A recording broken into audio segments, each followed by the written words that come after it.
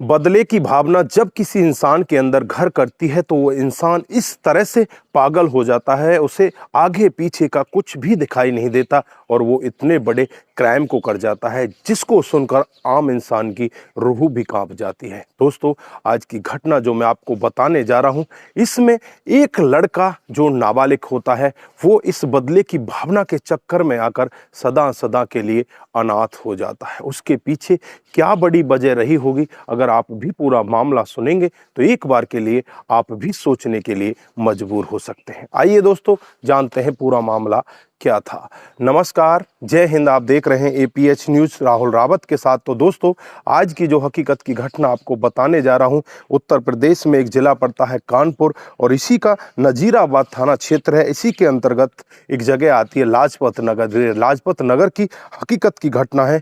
यहाँ पर एक परिवार, जिसमें परिवार का मुखिया केदारनाथ यादव, उसकी पत्नी का नाम सीमा देवी और इनके 3 बच्चे होते हैं, जिनमें 2 लड़कियां होती हैं और 1 लड़का होता है।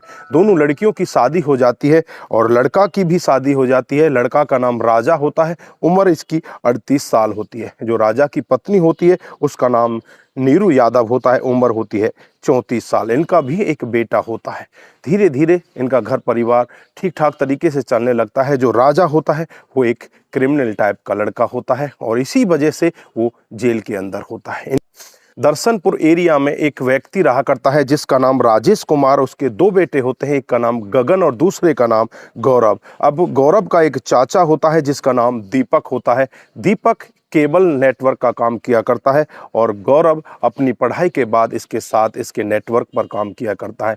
एक दिन का वाकया होता है जब नीरू यादव का फ़ोन आता है और ये गौरव से कहती है कि मेरी जो केबल है वो ख़राब है, वो चल नहीं रही है, क्या आप मेरी केबल को ठीक करने के लिए हमारे घर पर आ सकते हो। गौरव बिना कुछ सोचे समझे ही उसके घर पर पहुंच जाता है और उसकी केबल को ठीक कर देता है। लेकिन नीरू जब गौरव को पहली बार देखती है तो देखते ही उसकी दीवानी हो जाती है और उससे बातचीत करने के लिए उसका फ़ोन नंबर ले लेती है। धीरे धीरे ये एक दूसरे के साथ बातचीत करते हैं और बातचीत का सिलसिला इस कदर आगे बढ़ता है, एक दूसरे के साथ ये संबंध बनाने लगते हैं। किसी को कानों कान खबर नहीं चलती।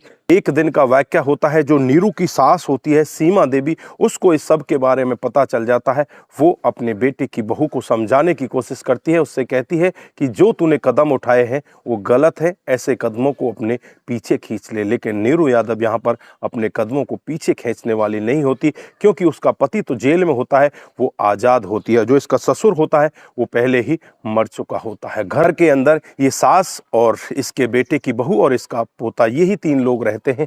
धीरे धीरे ऐसे ही कुछ समय और बीतता है और जो सीमा देवी होती है एक दिन अपने बेटे से मिलने के लिए जेल के अंदर जाती है और वहां जाकर अपने बेटे राजा को पूरा वाकया बता देती है। उसके बाद राजा को बेल मिल जाती है अक्टूबर 2013 में।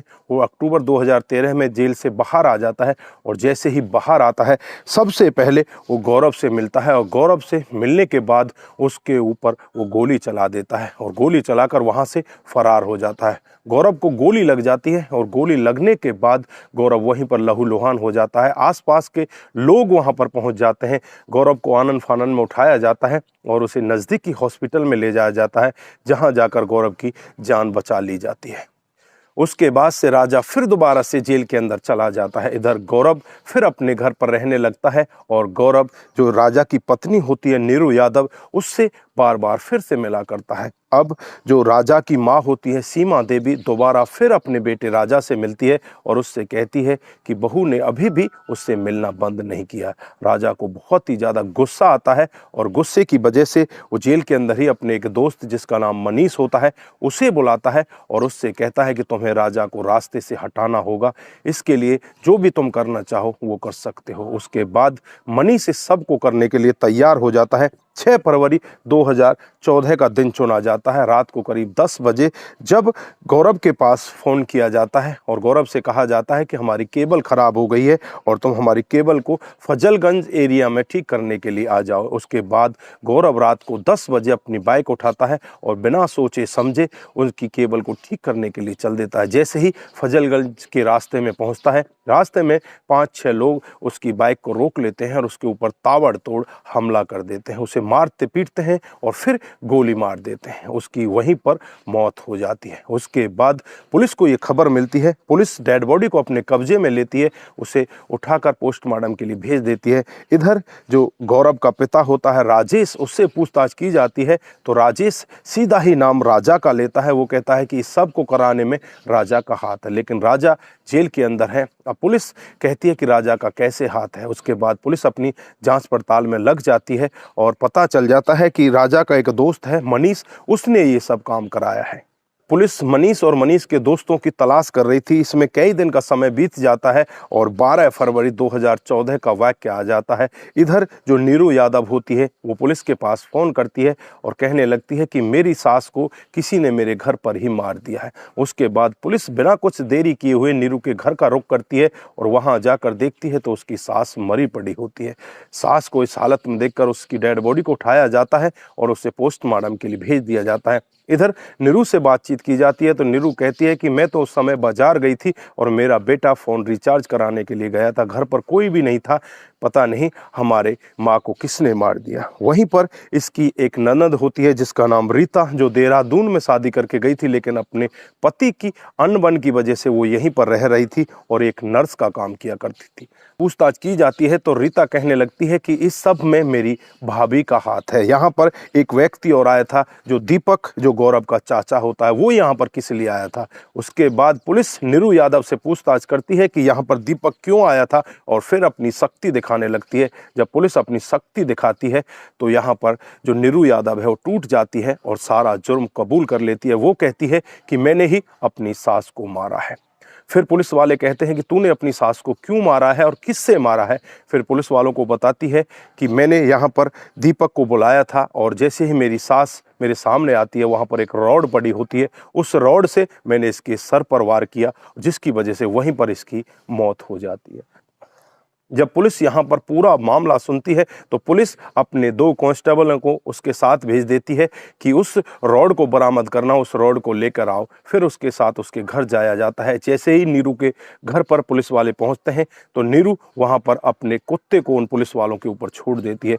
कुत्ता उनको घर के अंदर नहीं आने देता और नीरू घर के अंदर बंद हो जाती है, बाहर से दरवाज़ा लगा लेती है। उसके बाद पुलिस कांस्टेबल अपने सीनियर अधिकारियों को फ़ोन करते हैं और उनसे कहते हैं कि इस तरह का मामला हो चुका है, नीरू घर के अंदर से निकल ही नहीं रही और उसने हमारे ऊपर कुत्ते को भी छोड़ दिया है। अब पुलिस वहां पर अपनी एक टीम के साथ पहुंच जाती है और घर के अंदर से धुएं उठने लगते हैं। फिर घर के दरवाजे को तोड़ा जाता है। जब घर के अंदर देखा जाता है तो कहीं भी उन दोनों का पता नहीं चलता, उसका बेटा भी घर के अंदर ही होता है। उसके बाद जब बाथरूम में जाकर चेक किया जाता है तो दोनों की हाथ की नस कटी होती है। इधर नीरू के हाथ की नस कटी होती है और उसके बेटे के हाथ की भी नस कटी होती है। आनन फानन में ही पुलिस इन दोनों को हॉस्पिटल में ले जाती है और वहां जाकर इनका उपचार कराया जाता है तो दोनों की जान बच जाती है। लेकिन यहाँ पर बड़ा सवाल कि ये दोनों मरना क्यों चाहते थे। उसके बाद जब इस नीरू से बातचीत की जाती है, इससे पूछा जाता है कि तूने अपने बेटे की जान लेने की कोशिश क्यों की, तो यहाँ पर नीरू यादव कहती है कि अब मेरा यहाँ पर बचा ही कौन है, मेरा पूरा परिवार तो ख़त्म हो चुका, मेरी सास ख़त्म हो चुकी, मेरा पति जेल के अंदर है और मेरा बॉयफ्रेंड जिसे मैं बहुत ज़्यादा चाहती थी गौरव, उसको भी मौत के घाट उतार दिया। अब हम किसके लिए जिए, इसलिए मैं अपने बेटे को भी मारना चाहती थी। ये किसके सहारे जिएगा, इसलिए मैंने इसके हाथ की नस काट दी और अपने हाथ की नस भी काट ली। पुलिस जब ये पूरा मामला सुनती है तो यहाँ पर जो नीरू यादव होती है उसके खिलाफ और ज़्यादा गंभीर धाराओं में मामला दर्ज कर लेती है। बाकी जो और अपराधी होते हैं उन सबको भी गिरफ्तार कर लिया जाता है, उन्हें सब को गिरफ्तार करके जेल के अंदर भेज दिया जाता है। लेकिन यहाँ पर जो इसका एक मासूम सा बेटा है उसका क्या कसूर है, वो अब अनाथ का जीवन ऐसे ही बिताएगा। इसका पिता तो पहले ही जेल में है, अब माँ भी जेल के अंदर चली जाएगी और जो दादी है उसे भी मौत के घाट उतार दिया जाता है। तो दोस्तों, ऐसी औरत के बारे में आपकी क्या राय है, आप क्या कहना चाहते हैं? अवैध संबंधों के चलते हुए जिसने इतने बड़े क्राइम को अंजाम दे दिया। तो दोस्तों, इस घटनाक्रम पर आप क्या बोलना चाहते हैं? आपकी जो भी राय है एक बार कमेंट बॉक्स में जरूर दीजिएगा। दोस्तों, इस घटनाक्रम को सुनाने का उद्देश्य सिर्फ आपको जागरूक करना है, आप लोगों को बताना है कि हमारे समाज में इस तरह की घटनाएं भी हो रही है। दोस्तों, आज के लिए बस इतना ही, फिर मिलते हैं किसी नए मोड के साथ। तब तक के लिए आप अपना ख्याल रखें, अपने परिवार का ख्याल रखें, सतर्क रहें। सावधान रहें और ऐसे क्राइम को अपने आसपास ना होने दें। नमस्कार, जय हिंद,